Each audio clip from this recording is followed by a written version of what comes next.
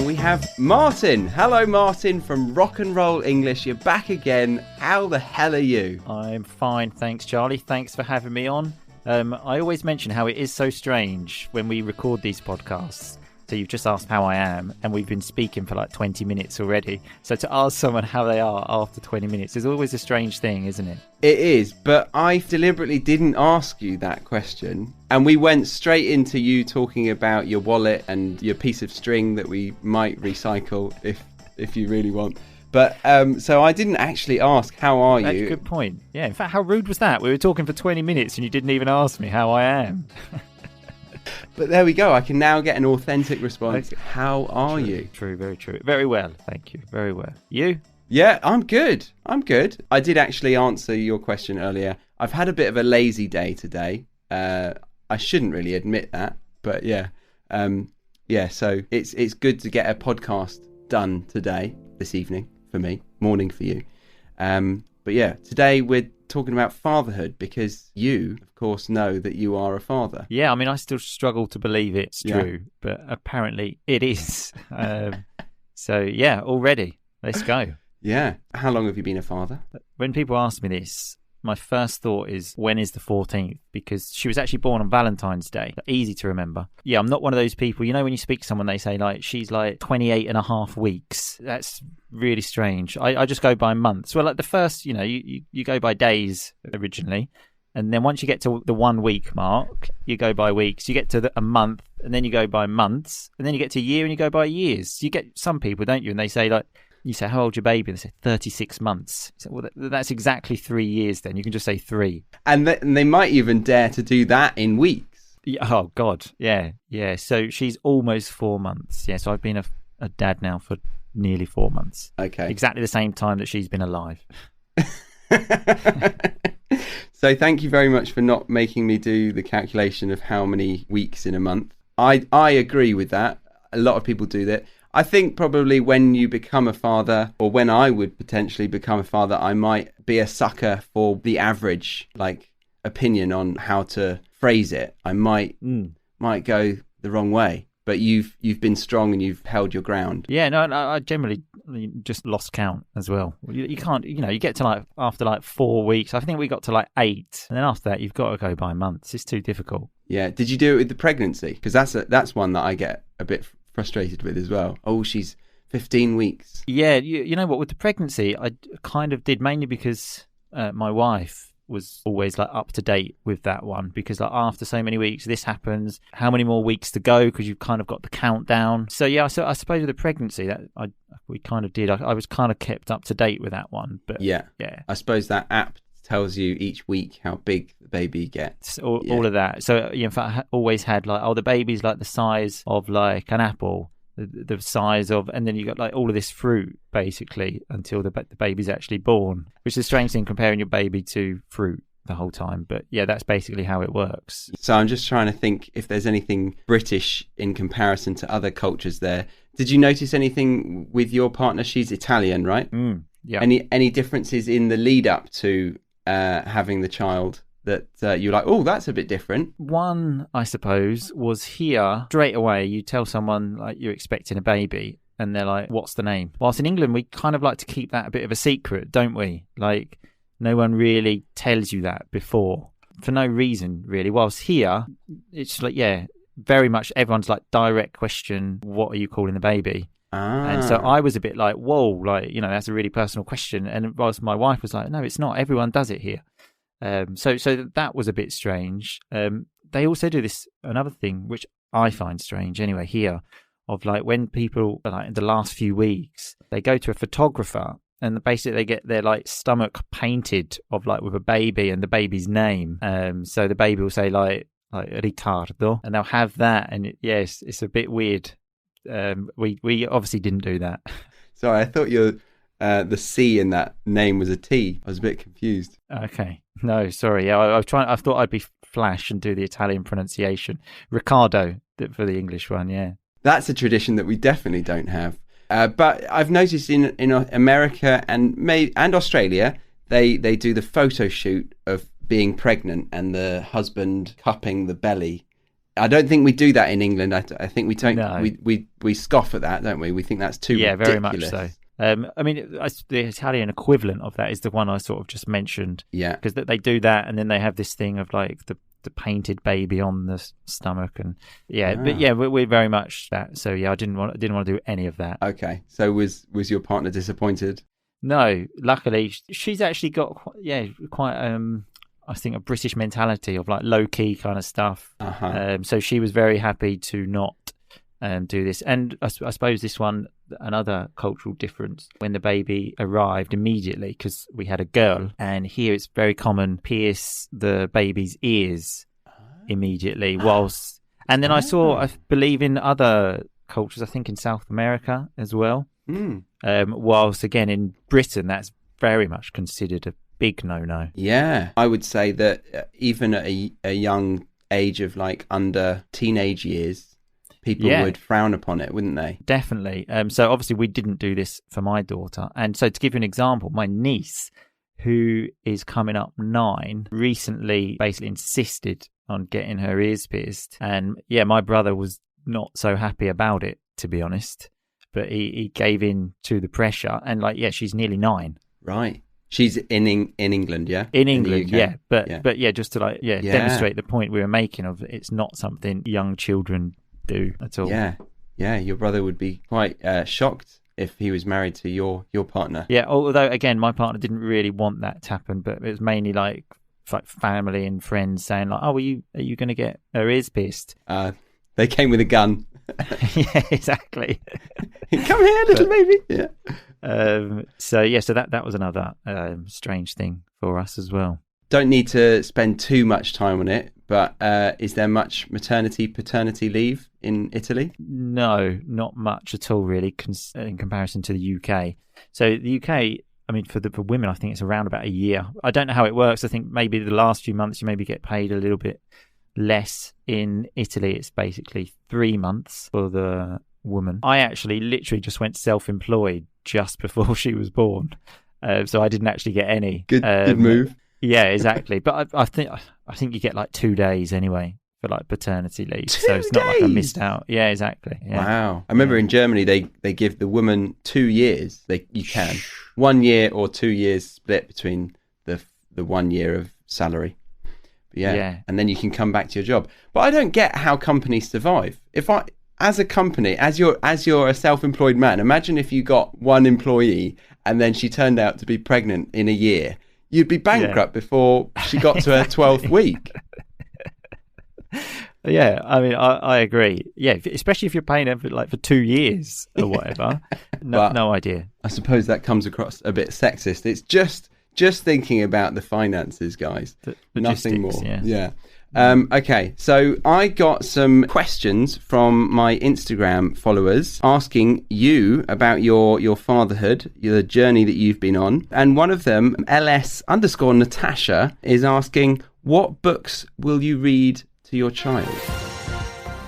I'm just going to interrupt this episode briefly to tell you about the free ebook and audiobook that was written and narrated by Harry and myself, giving you everything you need to know about using idiomatic expressions in the IELTS speaking exam.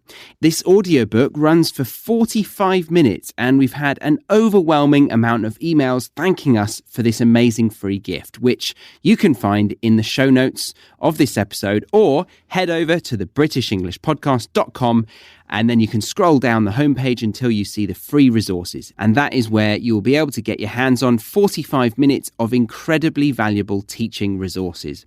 And we made this as we've created an online IELTS speaking course that has actually been on the back burner for a while now, meaning not the main focus for us or lower on the list of priorities. But I've decided to take it in a new direction with fortnightly IELTS workshops, and I will also be updating the content in the course in the coming weeks. So if you wanted to get yourself an affordable IELTS preparation course, then do it now before the price increase along with the update. Again, you can find this in the show notes or over at the BritishEnglishPodcast.com. Okay, I mentioned something about this recently on a podcast. So I bought a few books because I'm very keen to like teach her English, let's say, because obviously she's growing up in Italy. My wife speaks to her in Italian, like my wife's family obviously speak to her in Italian. So the only real English input she's got is from me. So obviously I literally just like come. So I've had a really busy day today. I did so many lessons. I'm so tired. Just keep talking and talking and talking. But so reading stories. So I got a few books. You see, I was reading one the other day. So first of all, the stories have got some vocabulary in there. It goes over my head. It's too difficult for me. And it's for newborn children, basically. What? What kind of vocabulary? There's just some weird vocabulary in there, and I'm sort of thinking, what does that? And I'm trying to pronounce it. I'm going like, yeah, but. So I don't think I'm the best like story reader. But I was reading one the other day about the owl and the pussycat.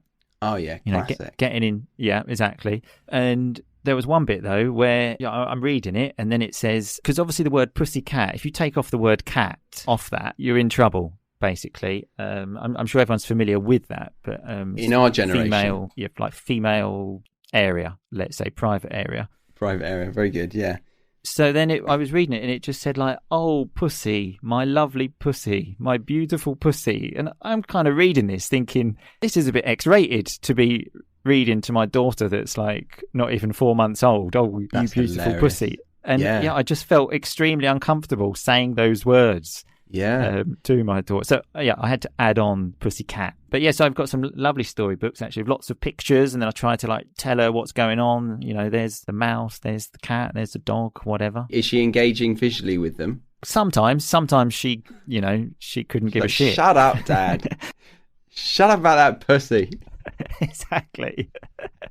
We're reading a story about the pussy, okay? Sometimes she starts crying, then her mum has to come in and say, look, that's enough. She's really not interested. But sometimes she is. So her mum has to like break it up. It's like a fight. No, it's a generational thing though. My auntie has a cat, and whenever I go round, it really disturbs me because she strokes it and she said, "Oh, beautiful pussy. Oh, lovely pussy. Oh, good pussy." And I feel like you in that situation. Yeah, it's very awkward. That one is called The Cat and the Owl and the Pussycat. The Owl and the Pussycat. The Owl and the Pussycat, yes. Any others? So generally you buy the books, and there's got quite a few stories in there. Yeah, they're pretty expensive as well, these books, because they've got like lots of big pictures. And you go through them pretty quick, and then you're like, oh, am I going to recycle them? Because if I'm buying these books for the pace we're reading these stories, I'm going to go bankrupt. It'll be like hiring someone that gets pregnant after 2 weeks. It's like everyone's just trying to bankrupt me. Yeah. I've actually thought of a product that I want to do in the future. I do voiceovers, and I've been doing children's books occasionally. Okay. And I quite enjoy the little characters. And I thought a good option would be to build an app for the iPad or whatever device. But, I can imagine a kid engaging with an iPad like that. And doing loads of these short stories, writing them in good illustrations, but then at the end of it having the sort of pronunciation drilling and like the hard sounds to produce like in an interactive way. And if it was an app form, you could have loads of different stories and it wouldn't be much of a waste of product. Exactly. You wouldn't have to keep buying the books. Yeah, you could just buy the app. Okay, I like it. Yeah, count me in. Yeah, I'll be there. You can count me for one subscriber. Yeah, I think it would be nice. Okay, so, but just for others who are wanting to get books for their children, any others that you can remember that you're enjoying? Like I said, I've only got these actual books, which I think they're called, I can't actually remember, like Osborne books, something like that. They seem to be quite big. So I'm trying to build a collection of them. I've got 3 at the moment, and there's probably about stories in each of them. I think it's called... Edward Lear is the author or illustrator. So the Usborne children's books. Yeah, I don't know if my pronunciation's correct there. Okay. They're a bloody good place to start, which is basically where I've started. Nice. Okay, great. There we go. Next one was from Miriam. How different is the education in Italy, considering the culture? I've reworded it and I didn't need to. How different is the education considering Italian culture and English culture? Obviously, that's a little bit later on in the journey for you, but do you know anything about it? based on the fact that you've lived there for quite a few years now? This episode comes with a free worksheet over on the website, thebritishenglishpodcast.com. So grab that and you can listen along whilst using it. Yeah, so obviously, although I have lived here for quite a few years, obviously I haven't been through the school system myself. So, like, you hear things. It seems to be very much more intense here, of like doing lots more homework, especially for the young kids. Like, I often hear stories of like parents having to do like their homework for their kids, and like 8-year-old children that are like falling asleep on their books and this kind of thing. Whilst I remember I didn't actually get any homework till I was in the last year of primary school, which was from 10 to 11, and it was very minimal. I think the same, yeah. I thought you were going to say I didn't get any homework until the last year of school, which would have been worrying. I think so. About 10 years old, you start getting homework. Maybe a few things to do with the topic books. Do you remember topic books? I'm not 100% sure, maybe because I'm older than you. Like year 2, year 3? No, my sisters that were 3-5 years older than me, they had them. So you have like 10 or so pages, and you have to stick things in and then mount them and like display something visual about a historic thing or geographical thing. Yeah, sort of primary school stuff. Yeah. Kind of, I can't really remember doing anything in primary school except sort of just playing football in the playground. So, exactly. And the other things that we used to do sometimes, again, this was a choice thing, I think, and then so no one really did it. You know, like after the summer holidays, and you like write and you had like a sort of book about what you did during the summer holidays. Did you do that one? Like, yes. Like, put some pictures, stick them on some pages. Yeah. So yeah, all of these things all seem sort of like, nice, fun things. Whilst here it seems to be a bit more intense. And they have these things that are called interrogations here. Wow. That does sound intense. Yeah, exactly. Which are their exams, which all the exams are verbal here. And it's called an interrogation. Yeah.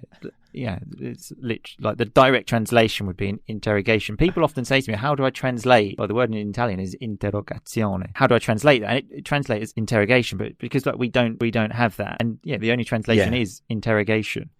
But we would say oral exam, wouldn't we? Yeah, I suppose, an oral exam. But yeah, I mean, and they make you apparently like do this oral exam in front of the whole class as well. You have to stand up in front of the whole class. Pretty intense, from like just like sticking a few pictures in a book. Like Definitely. So this is primary school when they're young. I'm not sure if the interrogations go on at primary school. Definitely go on at middle school, which again is not really a thing in England. Definitely go on there, which is I think from about 10 to 13. Right. Okay. Wow. Okay. Interesting. Well, there we go. I feel like you've hit the nail on the head there. You've answered Miriam's questions about the cultural differences. Although timings, I want to know that for some reason.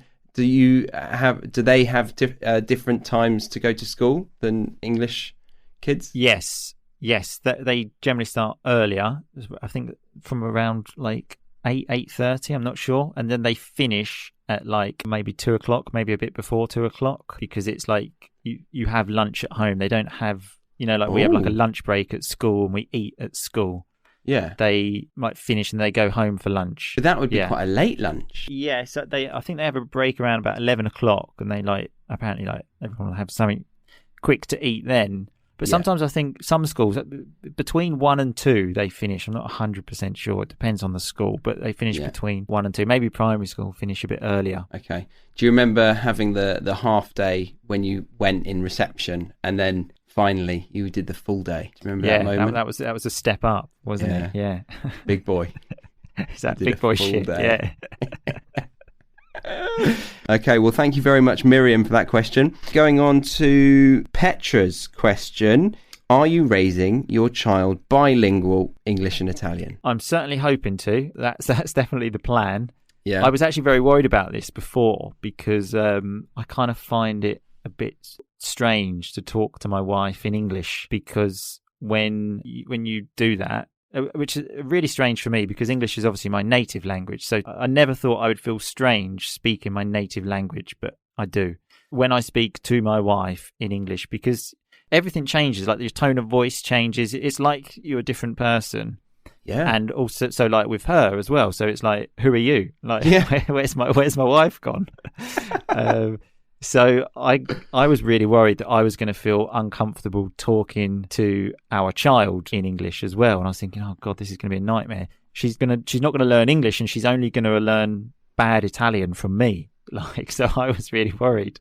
But it's actually not the case at all, because I don't feel strange talking to her in English. My daughter, that is. And now it's actually a bit more normal to speak to my wife in English, because she hears me speaking English much more now, whilst before she didn't. Whilst now I'll be speaking English a lot more at home. So yeah, the plan is to raise her bilingual. I actually read a book about this as well, raising a bilingual child. And it's one of those books, you read the whole thing and you kind of think, well, someone could have just given me like a one line, which I already knew anyway, which was like basically one parent, one language. I was just going to say that. I think I've heard that you can't try to do both languages with your daughter as one person. You've got to be which would not encourage or favour a single parent family, would it? That would be quite a hard challenge. Very much so. Very much so. Yeah. And so we're trying to raise her obviously to be bilingual. And another strange thing about this is you kind of learn lots of like kids vocabulary. So also, even for like my wife, like the other day she said to me like, what does din-dins mean?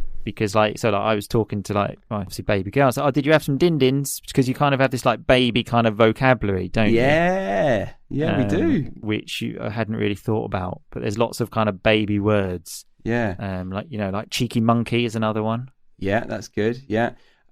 Also, as you said, being different languages, you change your tone and stuff. So it's strange for you to talk to your wife in a different tone. You're almost a different person. And when you speak to a child, you often have that raised tone, don't you? Do you get a bit confused and you start talking to her in that tone because she only knows that version of you in English? Maybe, actually. Well, because normally when I'm talking to my wife in English, it's like talking to my wife and baby at the same time. If we're just having just me and my wife, then we're talking. So who are the cheeky monkeys in the room? You kind of... Yeah, exactly. So yeah, I suppose my wife is also learning the same kind of baby talk that my daughter is. Yeah. Useful stuff though. Yeah. Let's squeeze one more into part 1 of the episode. Sasa says how different he would behave with his child from his father with himself. I think what Sasa's saying is, okay, so like, you understand that? I think so. Like how my father was with me and how I am with my daughter.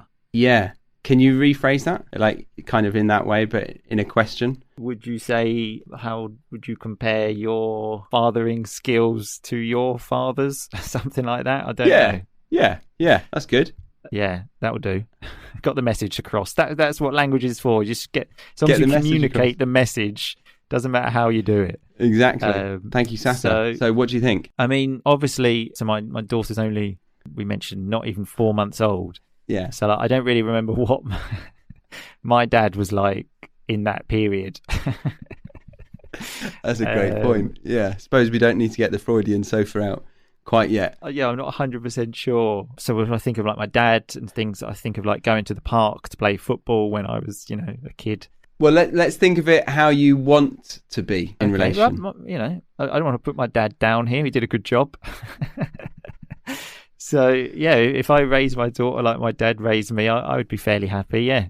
I didn't quite appreciate how you could be putting your dad in it for that question, yeah. Yeah, he did a shit job. Like, I as long as I do better than him, I'll be okay. Well, I feel like we can say that we're learning, improve our family's existence as we get one generation wiser. I think that's always the thing. I think for my dad with his dad, I think that just generally happens.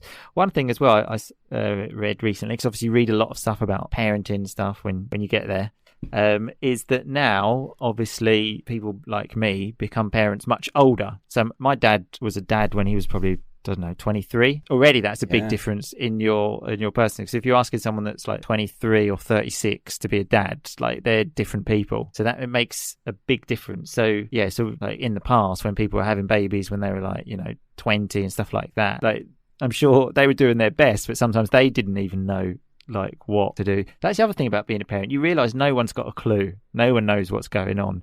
I kind of just thought people know this stuff, but no one knows. Everyone just kind of makes it up as they go along. That's why we're so scared, or a lot of people are quite scared of having a child, because you feel like you don't know. But yeah, that is interesting to be that side of it, and you can see that no one's got a clue, especially first time parents. Yeah. And then as well, lots of people tell you stuff. They go, oh, you've got to do this, for example, when doctors tell you the complete opposite. Of, like, for example, now, just to give an example, it's standard practice for babies to sleep on their back, whilst in the past, I think they had babies on their stomach. But apparently there's actually a risk of, like, the baby suffocating. So maybe, like, older people would say, oh, no, the baby needs to sleep, like, she needs to sleep on her stomach. You know, well, because the doctor, who's, like, probably knows a little bit more than you, told me that's, like, strictly forbidden. So I would, in this one, I'm going to trust the doctor. And your wife is saying, shut up. Yes, that's a lovely idea. Thank you. We're going to be leaving now. Come on, Martin. Yeah, yeah, exactly. So as I said, you realise no one's got a clue, basically. Yeah. Or people have lots of opinions, but they're not necessarily based on fact. Yeah. I heard something about how much the baby sleeps on, like, their head tilt, like whether it's okay, and that apparently forms the skull a bit. Okay. And I'm really paranoid of my head being quite weird like that way, so I imagine that I was always on my side. Very possibly. Yeah. And then I look at people who have really flat back part of their head. I don't really know other than cranium, I don't have more vocabulary to give you, but I think that they must have been, lying on there. Okay. I hadn't really checked out forms of heads before, but I'll start looking now. No. Oh, I used to be very paranoid about it. I got over it eventually. But yeah, it's quite alien-like, isn't it? Yeah, I hadn't really noticed, but now you mention it, I can see something. Yeah. Yeah, bit of a ledge. Still, I think it's a good head. It's a good head. Do Italians have a very sensitive opinion around the disciplining of a child as British people do now? I feel like our generation have really gone away from, any kind of physical punishment. Okay, right. I see what you mean. Yeah, I mean, certainly if we're talking about that, then I would say... Again, not thinking about 4-month-year-old. No, exactly. Yeah. Just give it like a smack for being a cheeky monkey. Yeah. Don't put your head that way when you're sleeping. Yeah, exactly. I bloody told you this already. We're reading this bloody story, whether you like it or not. No breast milk for you tonight.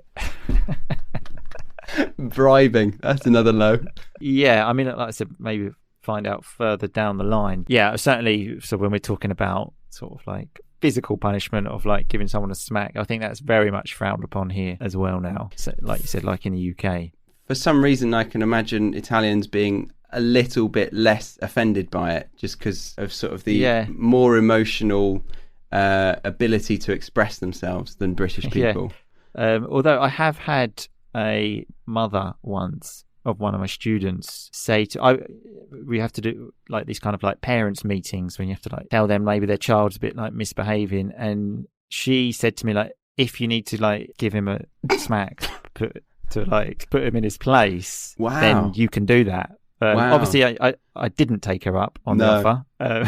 Quite wise. Yeah, actually I do want to keep my job for now, but as soon as I'm leaving I will give him a bloody good thumping. Yeah.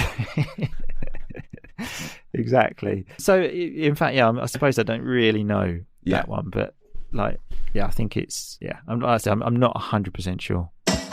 So if you wanted to listen to the full conversation, you can easily become a premium podcast member and get access to all parts of this conversation. And if you want to join a bunch of passionate learners and want to get a good grip on British culture in the most fun and effective way, then head over to thebritishenglishpodcast.com and join the Academy. Guys, if you haven't heard of Martin's channel or his podcast, then Rock and Roll English. It's been around much longer than mine. It's much better than mine, and he's hilarious. So head over there, and the website is rockandrollenglish.com. Yeah, and everything will be in the show notes. Okay. Exactly. Thank you very much, though. Thank you very much.